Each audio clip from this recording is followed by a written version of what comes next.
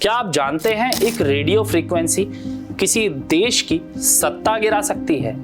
जी हाँ, ऐसा ही हुआ था भारत में। आज हम आपको बताएंगे एक ऐसे रेडियो की कहानी जो आवाज बना था क्रांति का। एक ऐसा गुप्त रेडियो स्टेशन जिसे अंग्रेज कांपते थे और देशभक्त जोश से भर उठते थे। भारत का वो पहला गुप्त रेडियो स्टेशन कहां और कब शुरू हुआ, जानेंगे क्या आप जानते हैं कि इस खास एपिसोड। ये कहानी है 1942 की, वो दौर जब भारत में भारत छोड़ो आंदोलन पूरे जोश पर था और नेताजी सुभाष चंद्र बोस देश के बाहर से आजादी की मशाल जला रहे थे। ठीक उसी वक्त जर्मनी की धरती से एक अनोखी आवाज गूंजी।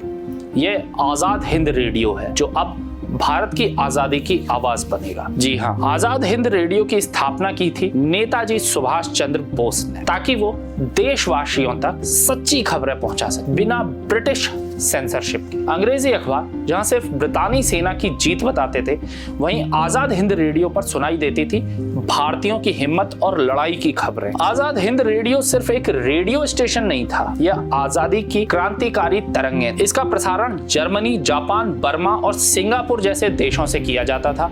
इस रेडियो के जरिए नेताजी सुभाष बोस ने भारतीयों को संबोधित किया। उन्होंने कहा, तुम मुझे खून दो, मैं तुम्हें आजादी दूंगा। उस वक्त लाखों भारतीयों के दिलों में क्रांति की चिंगारी भड़क उठी थी। ब्रिटिश सरकार इस देश की एकता के लिए खतरा मानती थी, लेकिन भारतीयों के लिए यह उम्मीद की किरण बन गई। आजाद हिंद रेडियो की तकनीक भी किसी जासूसी फिल्म से कम नहीं थी।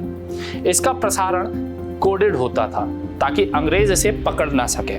कभी इसकी फ्रीक्वेंसी बदल दी जाती थी तो कभी इसका स्टेशन। इस रेडियो पर हिंदी, उर्दू, तमिल, बंगाली और अंग्रेजी तक में संदेश दिए जाते थे ताकि हर भाषा बोलने वाला भारतीय इसे सुन सके। लोग अपने रेडियो सेट्स को छिपा कर रखते थे और रात को चुपके से आजाद हिंद रेडियो को ट्यून करते थे, यह जानते हुए भी कि अगर पकड़े गए तो शायद सजाए मौत मिल सकती है। एक बूढ़ा किसान, एक नौजवान क्रांतिकारी, एक महिला शिक्षिका, सभी इस रेडियो को सुनते थे क्योंकि यह उनका अपना रेडियो था। उनके लिए लड़ने वालों का रेडियो था, बोलने वालों का रेडियो था। आजाद हिंद रेडियो ने भारतीयों को यह विश्वास दिलाया कि हम अकेले नहीं हैं, हमारी आवाज बाहर तक जा रही है और एक दिन यह आवाज आजादी की गूंज बनेगी। अंग्रेजों ने इसे रोकने की बहुत कोशिश की, लेकिन नेताजी की सूझबूझ और तकनीकी कौशल से भी वो कभी इस रेडियो का स्रोत नहीं पकड़ पाए। तो दोस्तों, क्या आप जानते थे कि भारत की आजादी की लड़ाई सिर्फ तलवार और नारे से नहीं, बल्कि माइक और तरंगों से भी लड़ी गई थी? आजाद हिंद रेडियो एक ऐसी क्रांति थी जो हवा में गूंजती थी, दिलों को जोड़ती थी और आजादी की अलख जगाती थी।